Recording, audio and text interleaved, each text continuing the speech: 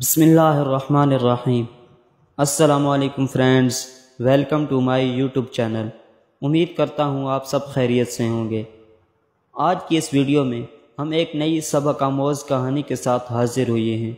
ہمارے اس چینل کا مقصد آپ کو اچھی سبق آموز کہانیاں مہیا کرنا ہے، جن سے آپ اپنی زندگی میں بہت سے سبق حاصل کر سکتے ہیں۔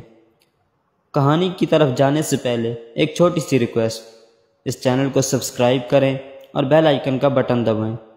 اگر ویڈیو اچھی لگے تو لائک اور شیئر ضرور کریں۔ فلسطین کے ایک سکول میں استانی نے بچوں سے ٹیسٹ میں پہلی پوزیشن حاصل کرنے والوں کو انعام کا وعدہ کیا کہ جو بھی فرسٹ آیا اس کو نئے جوتے ملیں گے۔ ٹیسٹ ہوا، سب نے یکساں نمرات حاصل کیے۔ اب ایک جوڑا سب کو دینا ناممکن تھا، اس لیے استانی نے کہا کہ چلیں قرعہ اندازی کر لیتے ہیں، جس کا نام بھی نکل آیا اس کو یہ نئے جوتے دیے جائیں گے۔ اور قرعہ اندازی کے لیے سب کو کاغذ پر اپنا نام لکھنے اور ڈبے میں ڈالنے کا کہا گیا۔ استانی نے ڈبے میں موجود کاغذ کے ٹکڑوں کو مکس کیا تاکہ کسی کی حق تلفی نہ ہو جائے، اور پھر سب کے سامنے ایک پرچی اٹھائی۔ جوں ہی پرچی کھولی تو اس پر ایک چھوٹی بچی کا نام لکھا تھا۔ اس بچی کا نام وفا عبدالکریم تھا۔ سب نے تالیاں بجائیں۔ وہ اشکبار آنکھوں سے اٹھی اور اپنا انعام وصول کیا، کیونکہ وہ پھٹے پرانے کپڑوں اور جوتے سے تنگ آ گئی تھی۔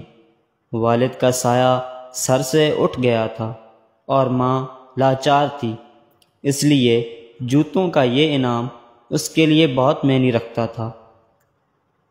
جب استانی گھر گئی تو روتی ہوئی یہ کہانی اپنے شوہر کو سنائی، جس پر اس نے خوشی کا اظہار کیا اور ساتھ ہی رونے کی وجہ دریافت کی۔ تو استانی نے پھوٹ پھوٹ کر روتے ہوئے جواب دیا کہ مجھے رونا وفا عبدالکریم کے جوتوں سے زیادہ دیگر بچوں کے احساس اور اپنی بے-حسی پر آتا ہے۔